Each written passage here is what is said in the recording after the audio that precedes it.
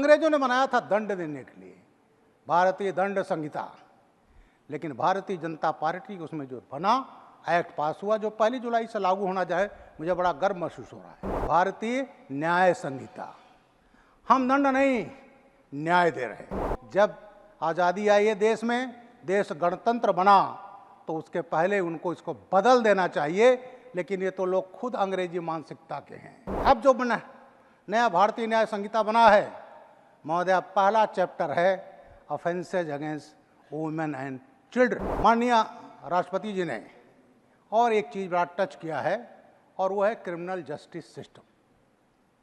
IPC Indian penal code बना था 1860 में। कब बना था? जब 1857 में फर्स्ट वॉर ऑफ इंडिपेंडेंस हुआ। अंग्रेजों की नींव हिल गई। उन्होंने कहा भारतीयों को गुलाम कैसे बनाएं। परमानेंटली तो आया इंडियन पेनल कोड, भारतीय दंड संहिता।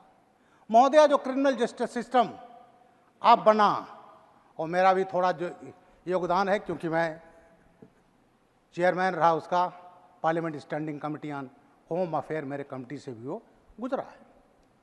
अंग्रेजों ने बनाया था दंड देने के लिए भारतीय दंड संहिता, लेकिन भारतीय जनता पार्टी उसमें जो बना एक्ट पास हुआ जो 1 जुलाई से लागू होना चाहे, मुझे बड़ा गर्व महसूस हो रहा है, क्योंकि मैंने भी इसमें काम किया है। और उसमें रखा गया है भारतीय न्याय संहिता। हम दंड नहीं न्याय दे रहे। सीआरपीसी जो थी उसका नाम रखा गया भारतीय नागरिक सुरक्षा संहिता। हमारे कई कांग्रेसी मित्र कहते थे भारतीय नागरिक सुरक्षा मीन्स सिविल डिफेंस। हम कहा नहीं जनाब, सिविल डिफेंस नहीं। 1952 में हमारा संविधान लागू हो गया। 1950 में संविधान लागू होने के बाद जो संविधान प्रदत्त अधिकार हैं वो भारतीय नागरिकों को मिल जाने चाहिए था। इसलिए जो क्रिमिनल जस्टिस सिस्टम अंग्रेजों का दिया हुआ था, कांग्रेस तो जब आज़ादी आई है देश में, देश गणतंत्र बना, तो उसके पहले उनको इसको बदल देना चाहिए, लेकिन ये तो लोग खुद अंग्रेजी मानसिकता के हैं। अंग्रेजों के गुलाम रहे, गुलामी को स्वीकार, और वही चीज़ स्वीकार करते हैं कि आज वही कानून बना रहे जो अंग्रेजों को बनाया हुआ था। तो इन्होंने इसका हमेशा कोशिश किया कि ये ना हो, तो कहते हमने कहा नहीं साहब, ये है क्योंकि संविधान हमारा लागू हुआ, तो ये जो भारतीय नागरिक सुरक्षा संहिता जो सीआरपीसी का अब नया नाम है, वो है संविधान प्रदत्त अधिकार जो देशवासियों को उनको देने का है। तीसरा है साक्ष्य अधिनियम। अब इसमें अधिनियम में मैं बताना चाहता हूं कि अंग्रेजों के लिए इंपॉर्टेंट था पैसा, देश को लूटना। उनको मानवाधिकार से कोई मतलब नहीं था। जलियांवाला बाग हो, तमाम इंसिडेंट, और किस तरह से व्यवहार करते थे।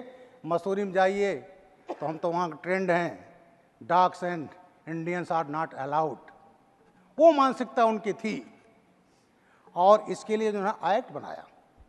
उस एक्ट में उनको 2 सबसे बड़ा जुर्म होता महोदया, मानववध, हत्या, मर्डर, और दूसरा होता है बहनों के साथ, महिलाओं के साथ बलात्कार। लेकिन बलात्कार कहाँ रखा उन्होंने? Section 376 Indian penal code, 376 number उनकी वो प्राथमिकता नहीं थी। और मर्डर कहाँ रखा? 302। लेकिन अब जो नया भारतीय न्याय संहिता बना है महोदया, पहला चैप्टर है offences against women and children.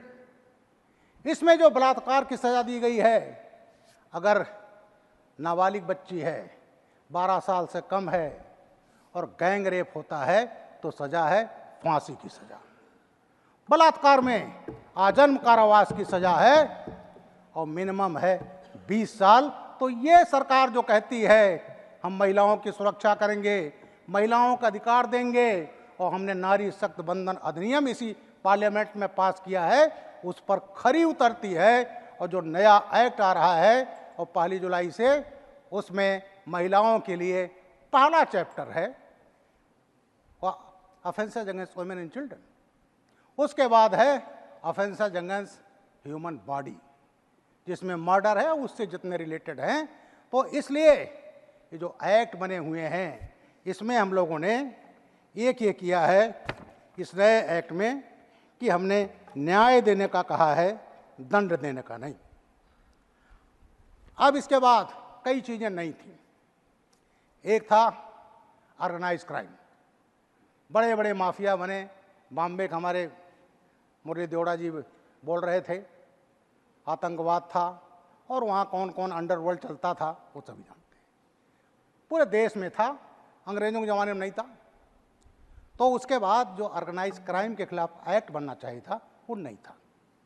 Uttar Pradesh का मैं रहने वाला हूँ, पुलिस अधिकारी रहा हूँ, डीजीपी रहा हूँ, और उत्तर प्रदेश में गैंगस्टर पर कार्रवाई हुई।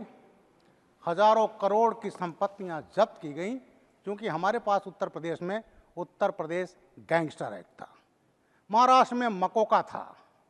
लेकिन अब की बार ये जो ऑर्गेनाइज क्राइम है वो नए अधिनियम में जोड़ा गया है, जिससे पूरे देश में ये जो ऑर्गेनाइज क्राइम है उसको उसी तरह से जड़ से ख़त्म कर दिया जाए जिस तरह से उत्तर प्रदेश में हुआ है। और आज उत्तर प्रदेश का जो माफियाओं पर कार्रवाई है वो केवल हमारे देश में नहीं, हमारे प्रदेशों में होती है। और विदेश में एक एमपी थे ऑस्ट्रेलिया के, उन्होंने कहा भाई उत्तर प्रदेश के मुख्यमंत्री कुछ दिन हमारे यहाँ आ जाना चाहिए था।